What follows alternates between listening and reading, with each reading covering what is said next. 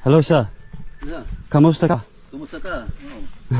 You know how to speak in Tagalog? Oh, a little bit. A little bit later. Anong pangalan mo? Pangalan mo? How are you? Good. Where have you been? You been in Cebu or?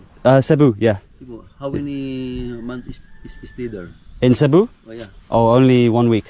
1 week. Yeah. It's very short. Very short, but I have time constraints. But I will definitely come back. Okay. Yeah. Okay. What are you doing? Yeah, we will do to Painting? Painting. Oh, nice. Pintor. You are a painter. Oh, yeah. Awesome. I love your work. Hello, sir. Yeah. This is a fishing boat. Okay. Fishing boat. For tourist boat. Tourist boat. Yeah. Ah. Like you. You're gonna take me out on this? How long will this take you to fix? If you stay here longer, you learn in Tagalog much better. Ah, yes. Hopefully. Well, I will take another trip and learn more Tagalog. You'll be calling me a Filipino. Oh, yeah. Call me- Minutes in Philippines.